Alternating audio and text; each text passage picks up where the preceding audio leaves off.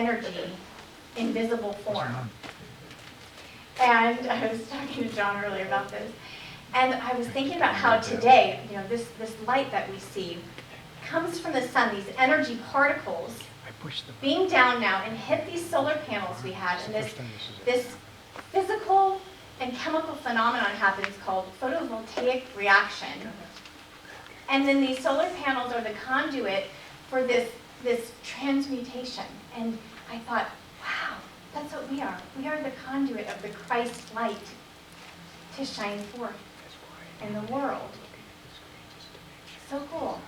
So we're talking about light today because this is the season of lights, right? The plainest little home takes on splendor with those twinkling lights that are just so enhancing. And we talk about the star of wonder over Bethlehem. And there are lights all around us. And yesterday was the winter solstice, where it was the longest night, but it's a celebration of the return of the light, return of the sun. And all over the world, cultures celebrate the light because where there is light, there is life. Old Europe celebrates Yule time, 12-day celebration of the return of the light. They burn the Yule log. Then we've got the Hopi tribe. They celebrate with kachina dolls and prayer sticks and dances to celebrate the rebirth of the sun. And we have emperor in 3rd century Rome who said this is a celebration of the invincible or unconquerable sun. And today is actually this year the first day of Hanukkah, which is the Jewish celebration festival of lights. 8 days celebrates miracle and victory, where the oil that should have only burned for 1 day burned in the menorah in the rededicated temple for 8 days. So that was a miracle. Ancient Egyptians worshipped Lord Ra, and he had this crown of this blazing sun. So all across time you look and you see the celebration of light, the return of the sun. There are many references all over. When I started looking this up, it's like everywhere. Saint Lucia with the women with the crown of candles who are leading the way through the darkness. And just 2 months ago, Diwali was celebrated, and that's a 5-day festival of lights. The word comes from a Sanskrit word that means row of lights or row of lanterns. Hindus, Sikhs, Jains celebrate this for kind of different reasons, but the essence, why they celebrate it is the same.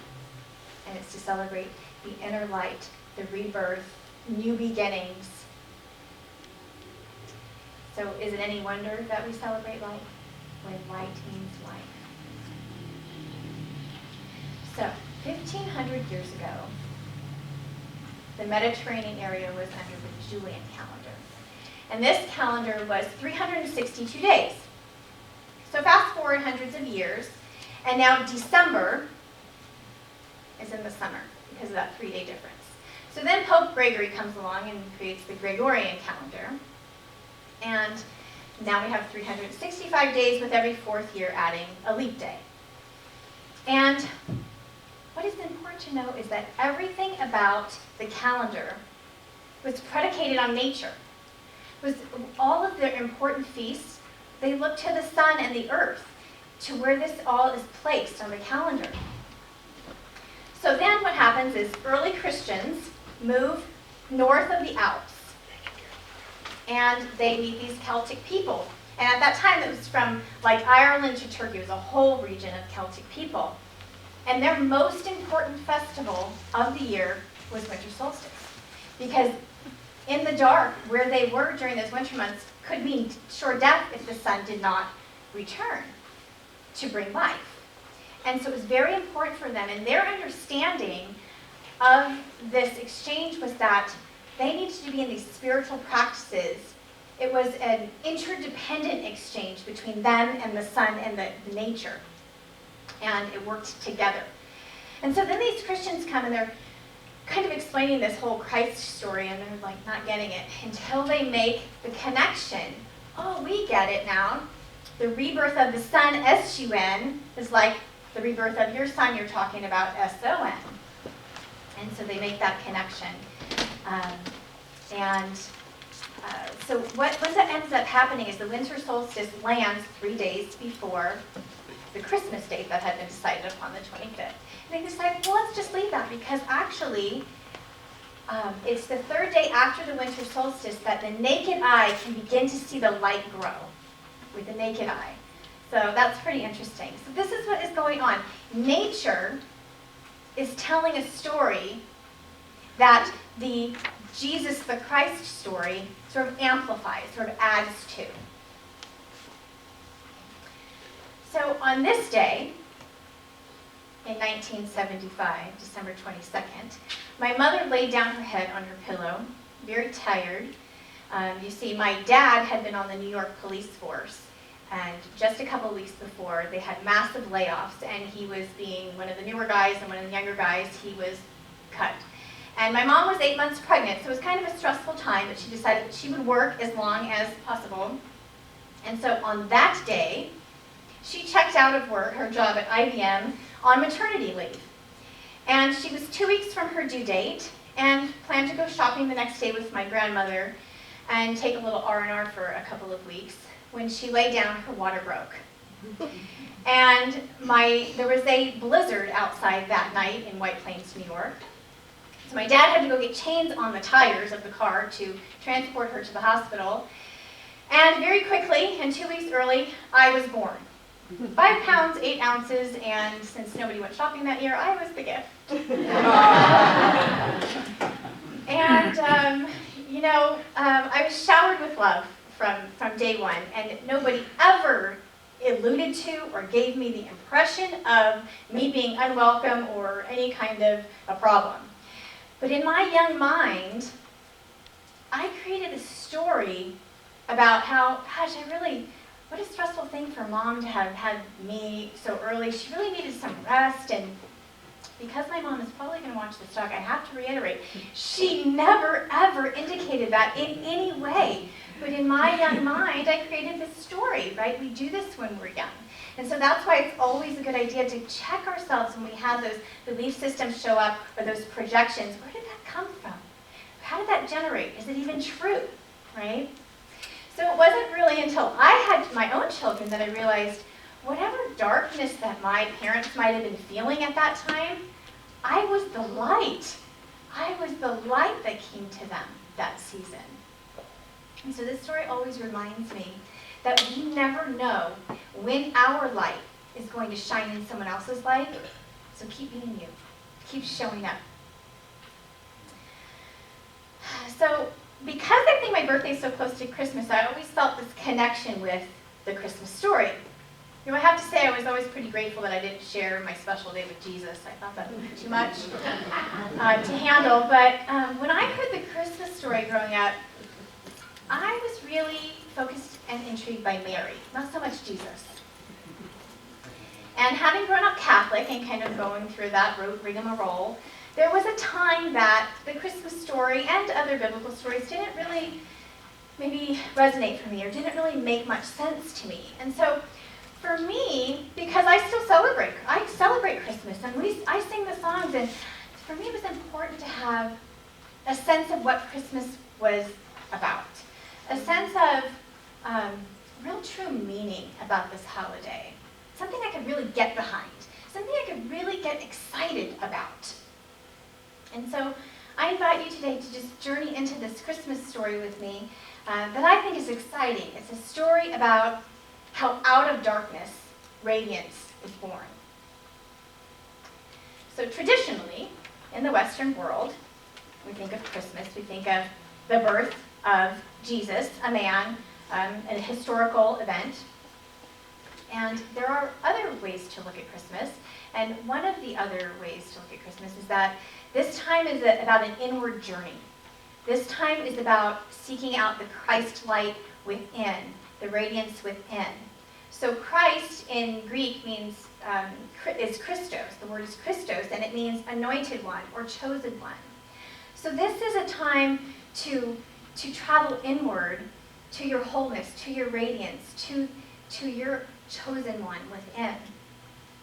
And take that Christos and illuminate the world with it. So there are two places in the Bible that share the Christmas story. One's in the book of Matthew and one is in the book of Luke. So I'm going to talk about the book of Luke today. And Luke writes a story to first century. So this story is, he's telling the story in the first century, the mid-80s, roughly.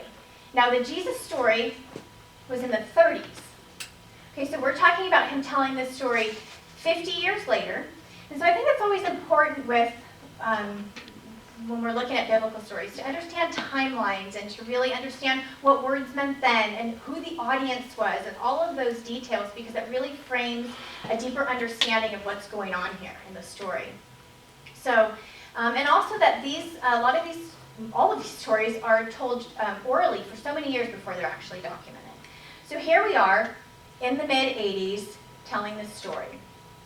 And at this time, historically, Judaism was fractured. It was really fractured after the massacre of the temple. It's important to know this, to understand that this was his audience, that these people really understood that they were under attack, that the Romans had, taken the city to dust, and Jewish people hadn't returned to the city for decades. These were people that were asking questions like, is there a God? What's going on here? Is this the end? Is this all just about suffering? They were people, in despair. And that's the audience that Luke is telling this story to. So Luke also tells who the emperor is, who the governor is, who's the priest of the temple. And it's kind of like he's saying, this is the wall of shame because these guys, this whole outside structure is sort of corrupt now. And these people that were supposed to be taking care of the poor and the oppressed, they're really casting them out. They're really, they're not. They're not doing that. They're exploiting them. And this is the message. The message is that when there's a painful moment, then when there's this dark stuff going on, that there can be a turnaround. And that is the story of Jesus the Christ. That whenever there is this dark place, and we feel that things are against us, the odds are against us, we keep moving forward, and the light will return. That's the message that Luke is sharing. So, as the story goes, the angel Gabriel represents endurance and perseverance. The angel Gabriel goes to Zechariah and to Mary with a similar story. There is a child to come. And Zechariah is very hesitant. He's in his head to believe this story that his wife is going to have a baby after all of these years. And so he's very questioning of this angel and really not taking it to heart. The angel goes to Mary, tells her a similar story. The baby is to come. You will bear a child. You will be the son of the Most High. You are the favored one. And she says, okay, let's do it. She doesn't have a question. She just goes with the divine flow here. Mary hears this message. She feels it in her heart. She trusts the promise and goes with it. So here she is. And we're talking about a girl that's probably 14. So at this time, life expectancy is like 40. So marital age is around 14. So we're talking about a young 14-year-old girl from the priestly class. So she is from privilege. And now she is turning away from this to say yes to this promise, to this divine knowing. And so Joseph is from the line of David. He's also from this privileged class, and he is now also going to turn his way and take this lowly journey with Mary. So that's what's going on. And I think that the reason why we hear both accounts, Zechariah and Mary, is because Luke is kind of saying, look at this. Who are you? Are you in your head questioning like Zechariah, or are you in your heart like Mary, just trusting and going with the divine flow? So she ends up going to stay with her cousin Elizabeth for 3 months. And she's really in a dark time during this period. And Luke shares Mary's song. And what's really profound about Mary's song at that time is that she doesn't pray like, God help me, or why, or asking for God to act. She praises that God acts. She just knows and claims the promise. You see, she just doesn't question it. And so So the first century audience that Luke is talking to understands this because their mother tradition has turned its back on them, because in Jewish tradition, if you go against your parents' beliefs, you're cast out. And not only were they being cast out by their family, but by the emperor, by society. They weren't going with the mainstream stuff, and they didn't really want to change their religion. They were really aiming to enhance and add to it, I think. But this is sometimes what happens. So these people that Luke is talking to, they understand this story. This resonates for them. This whole feeling of being in despair, being cast out. So the journey happens from Nazareth to Bethlehem, Mary and Joseph. And so they're not going to be received in Bethlehem because their family is not receiving them. They're kind of like a scandal. There's like a question here. What's going on with this story? Sort of the scarlet letter thing. So they go to the inn, and it's too crowded at the inn. And I have my own theory about this. And I think that it's too crowded at the inn because your inner light can't be birthed in a loud, crowded space. So they find themselves in the barn with the animals. And again, these are the priestly class, and they're all about cleanliness, right? So here they are now having this baby in this lowly barn. It's very telling. But Mary had an unshakable knowing. It didn't matter what presented, no room at the inn, whatever it was, she had an unshakable knowing of the promise of the light. And that's the thing about the story, is that this is not about back then. It's about what's happening now, and the growing consciousness that is pressing us forward, that inner light that is shining forward for all of us, that divine light within. So the baby's born, and the angel goes out into the darkness to the shepherds. Now, this line should not be skimmed over, because the image of the shepherds at that time are cast out, unclean guys, people. They, for whatever reason, have been cast out of society. The society's turned their back on them, and they are with the sheep that are unclean. That makes them unclean. And the angel goes in the dark to the shepherds to tell them, to announce the birth. In the raw place, in the raw, dark place of our shepherd, where we might feel unworthy or abandoned or broken, that is where the Christ light will shine. When we feel we might have made a mess of things, when we feel in despair, when we feel the odds are against us, that's where the new radiance is born, out of that space. This story tells us that this is where it begins. That Mary has this incredible presence of knowing the future, no matter what it looks like right now.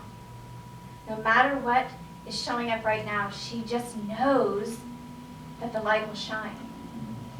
And here, they came out of a reign of David, who was actually a pretty violent guy. And then now she's birthing this Jesus the Christ, who comes to say, actually, I'm going to teach you about love. I'm going to teach you to love your enemies. And in so doing, that whole idea of friends and enemies will dissolve.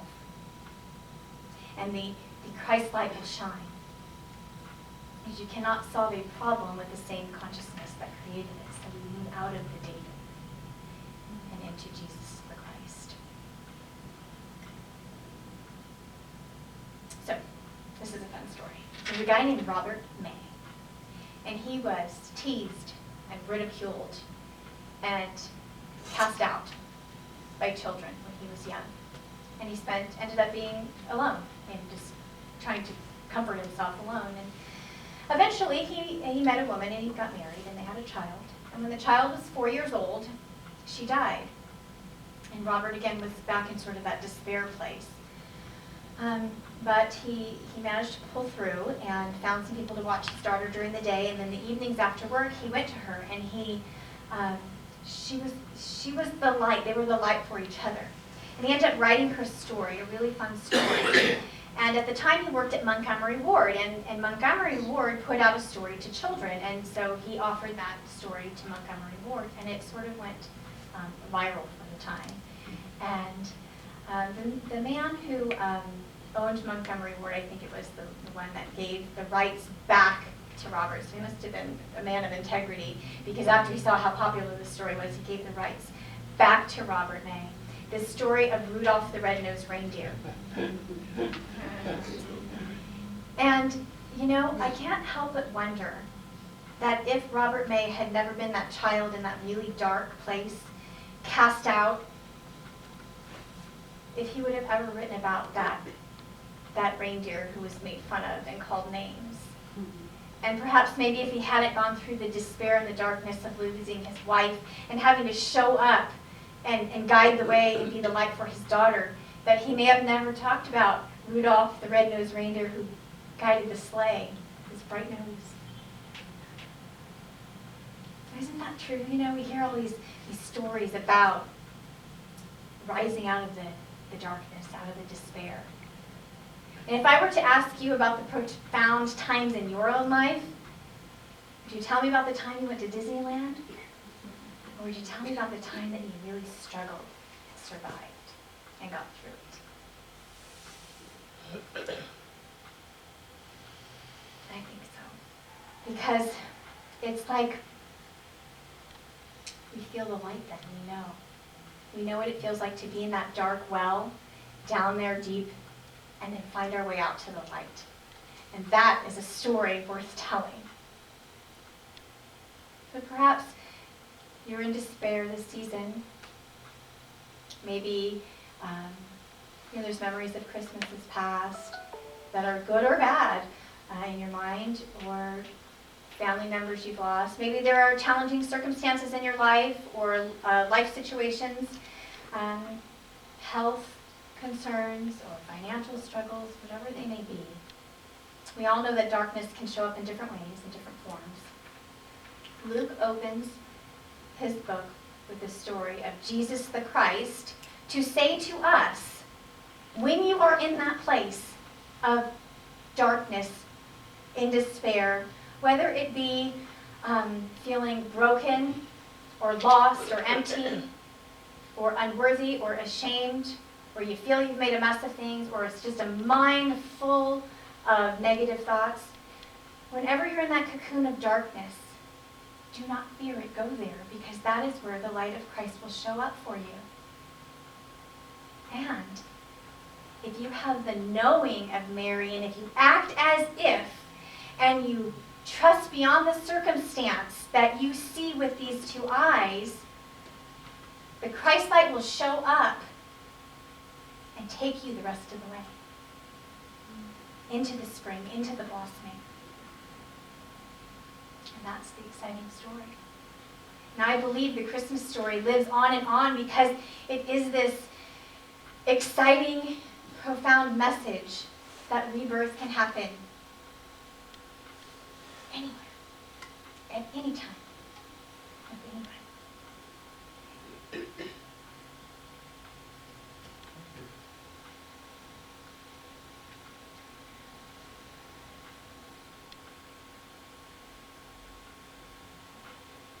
And it can happen in broken cities. It can happen in war-torn countries. It can happen in your home.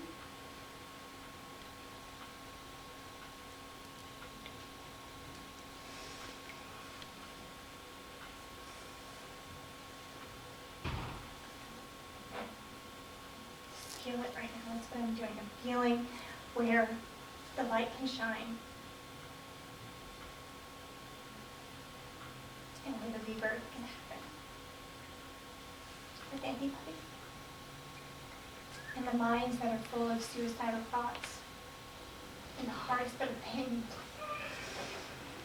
And there are so many. It's not about hoping and wishing that the sun will shine again. It's not about hoping and wishing that the sun will shine again. It's about knowing. Let it know. It's about knowing. And as we celebrate this glittery season, it's your reminder to go in. It's your reminder to feel your radiance, your brilliance, and bring it forward and give and be generous. And allow your Christos to just shine on and on and on. Because you're so important in this world. This is the story about birthing your inner light. This is a story about illuminating the world.